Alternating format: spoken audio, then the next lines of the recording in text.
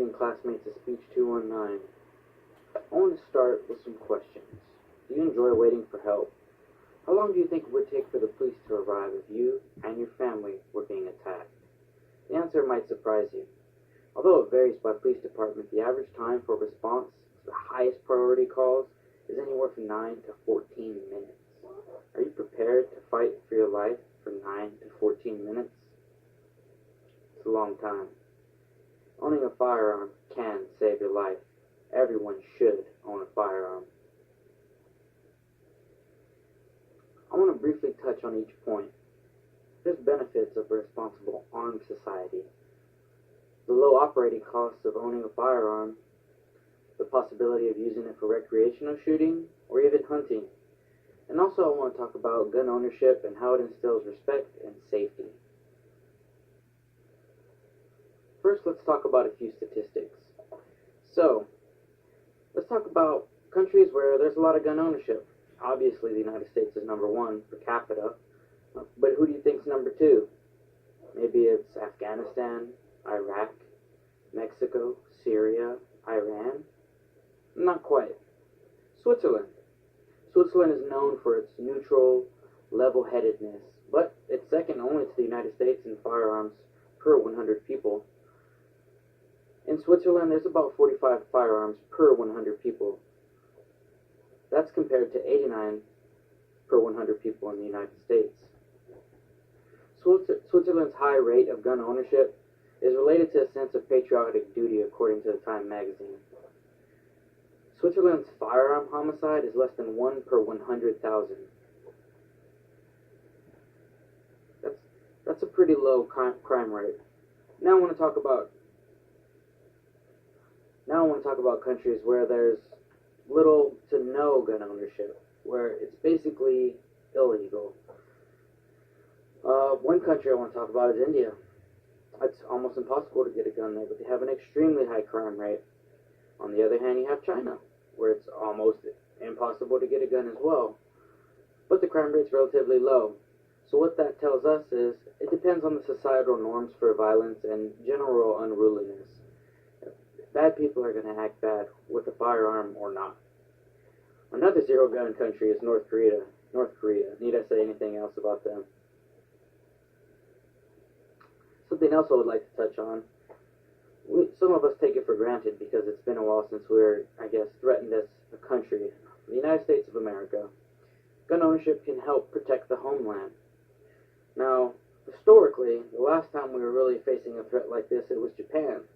But you know what? They were afraid of invading America because it was said that there's a gun behind every blade of grass in the United States.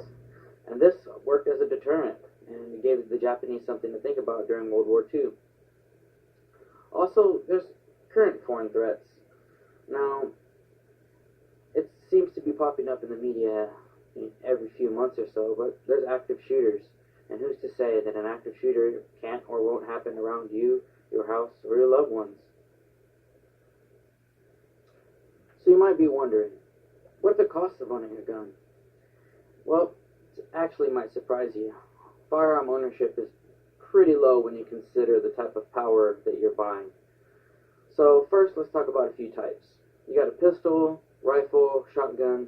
There's a few variants of each, and there's things that kind of fall in the gray area between what they are, but those are the three general ones.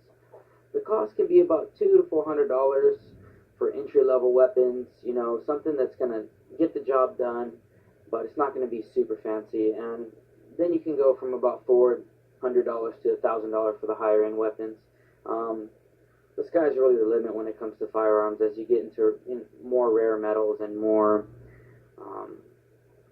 precisely built weaponry. But generally, you're going to spend about $400 for a decent home protection shotgun or pistol. Additionally, there's costs.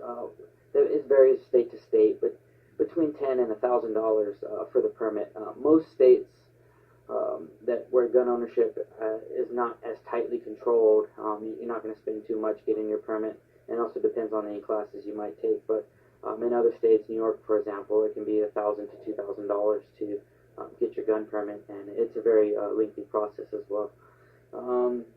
Another Another thing to consider is accessory costs. Now, this is completely up to you. Some guns require zero accessories.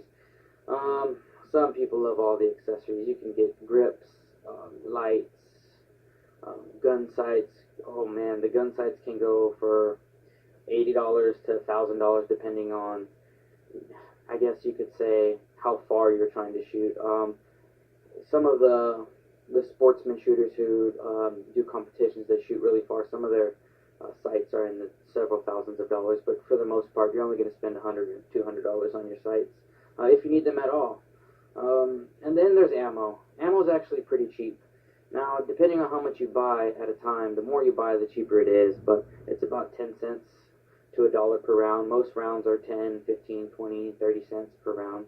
And your average range day is going to cost anywhere between $60 and $100 in ammo and fees at the range.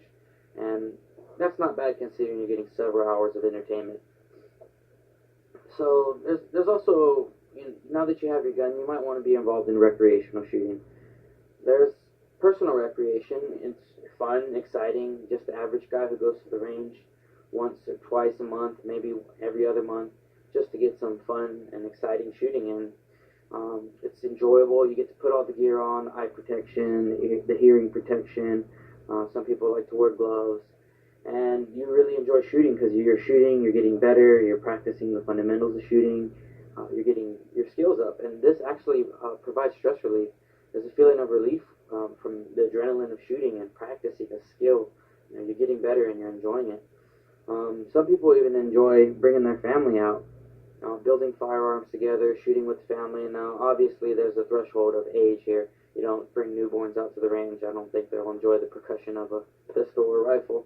But some young teenagers might enjoy it, and young adults as well, or even your spouses. So, speaking of spouses, there's a story I want to talk about where me and my wife had a babysitter on a Saturday, and we decided to do something fun. She had never been out shooting, and I had owned a few weapons for a while, and I, of course, had shot them, but she had never had a chance to shoot them herself.